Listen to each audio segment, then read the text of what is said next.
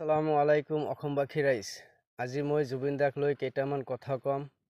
মই অসমবাসী ৰাইজক কেইটামান কথা কম।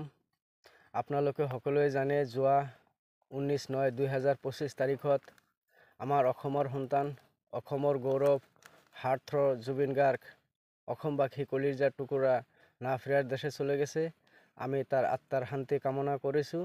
তো বন্ধুসকল, যিনি আমাদেরকে 40টি ভাষা ও উপভাষায় 40,000 গান আমাদেরকে উপহার দিয়েছেন, গানৰ মাজত আপোনালোকে সকলোৱে হাৰ্টথ্ৰ জুবিন গাৰ্গক জীয়াই ৰাখিব।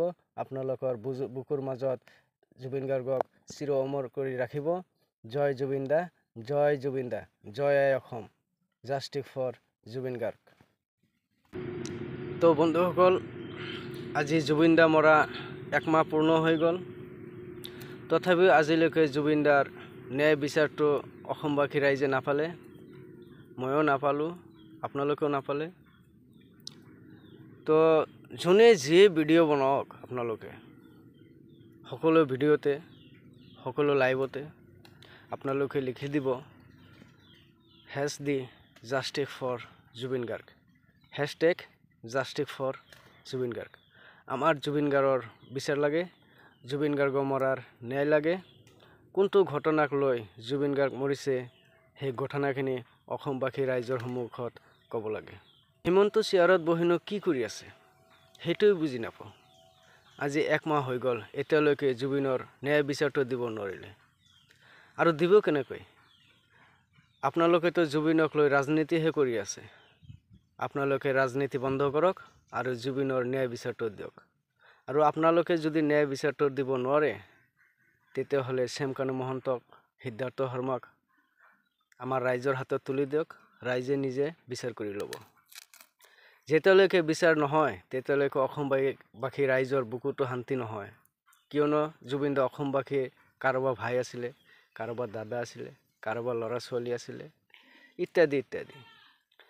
তো বন্ধুসকল, আপোনালোকে কমেণ্টত লিখিব জাষ্টিস ফৰ জুবিন গাৰ্গ, জুবিন গাৰ্গৰ বিচাৰ লাগে। জুবিন গাৰ্গক লৈ ৰাজনীতি কৰিলে নহ'ব।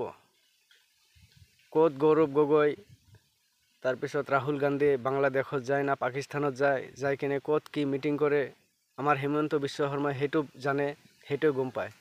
কিন্তু আমাৰ জুবিন গাৰ্গ ছিংগাপুৰত ফেষ্টিভেল কৰিবলৈ যায়, কেনেকৈ মৰিলে, কেনেকৈ সাগৰত গ'লে, কাৰ কাৰ হাত আছিল, আজিলৈকে সেইটোৱে উদ্ঘাটন কৰিব নোৱাৰিলে। ইমান CID লগাইছে, তথাপিও আমাক ন্যায় বিচাৰটোৱে দিব নোৱাৰিলে। বন্ধুসকল, আপোনালোকে কমেণ্ট কৰক আৰু ন্যায় বিচাৰটো অসমবাসী ৰাইজ, আপোনালোকে বাৰ বাৰ সতৰ্ক কৰি দিছোঁ। আপোনালোকে জাষ্টিস ফৰ জুবিন গাৰ্গ লিখি ন্যায় বিচাৰটো আমাৰ হিমন্ত বিশ্ব শৰ্মা এবং অসম চৰকাৰৰ ওচৰত আবেদন কৰক। তেতিয়াহ'লে আমি সকলোৱে জুবিন গাৰ্গৰ ন্যায় বিচাৰটো পাম। ধন্যবাদ। জাষ্টিস ফৰ জুবিন গাৰ্গ, জয় আই অসম।